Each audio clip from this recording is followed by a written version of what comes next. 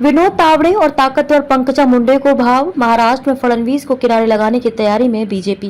केंद्रीय नेतृत्व को महाराष्ट्र बीजेपी के दिग्गज नेता विनोद तावड़े का काम रास आ रहा है। पार्टी अध्यक्ष जेपी नड्डा ने उन्हें लगातार दूसरी बार महामंत्री की जिम्मेदारी दी है। राजनीतिक पंडितों का कहना है कि केंद्रीय टीम में दोबारा मौका मिलने से महाराष्ट्र की राजनीति में तावड़े पहले से ज्यादा पावरफुल बन गए हैं। केंद्रीय नेतृत्व में तरुण चुग और सुनील बंसल के बाद विनोद तावड़े तीसरे सबसे पावरफुल चेहरा बन गए हैं।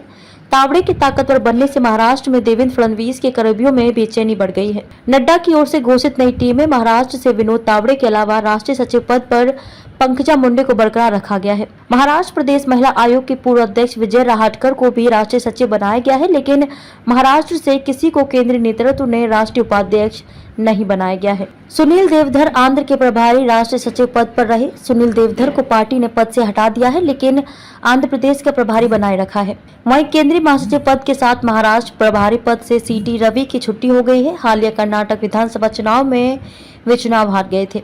अब जल्द ही महाराष्ट्र बीजेपी को नया प्रभारी मिलने की उम्मीद है। दिल्ली में महाराष्ट्र के नए प्रभारी के रूप में कैलाश वर्गीस के नाम की चर्चा है।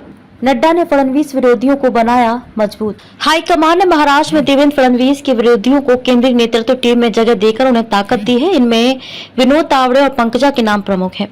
विनोद तावड़े बिहार के प्रभारी की जिम्मेदारी निभा रहे हैं। साथ ही उन पर 144 लोकसभा सीटों की जिम्मेदारी भी है, जिस पर बीजेपी काफी कम अंतर से हारी थी। पंकजा मुंडे को भी फडणवीस का विरोधी माना जाता है। बीच में उनके एनसीपी में जाने की अटकलें लगाई जा रही थी, लेकिन पार्टी ने सचिव पद पर बरकरार रखकर उन्हें ताकत देने की कोशिश की है। वे महाराष्ट्र बीजेपी में ओबीसी का चेहरा है। माना जा रहा है कि लोकसभा चुनाव में पार्टी पंकजा को मैदान में उतारेगी। तावड़े को अधिक पावरफुल बनाने की वजह है।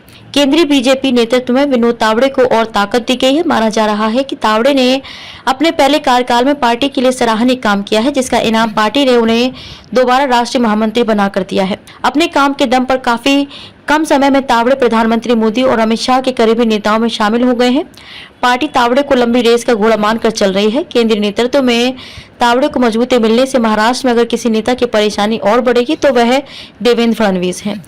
वैसे भी केंद्रीय नेतृत्व के साथ फडणवीस के रिश्ते में खटास सामने आई है। बोरीवली विधानसभा से टिकट काटने से लेकर महाराष्ट्र की राजनीति में तावड़े को साइड करने का श्रेय फडणवीस को दिया जाता है, लेकिन तावड़े ने केंद्र में अपनी अलग जगह बनाकर फडणवीस के समर्थकों को चिंता में डाल दिया है।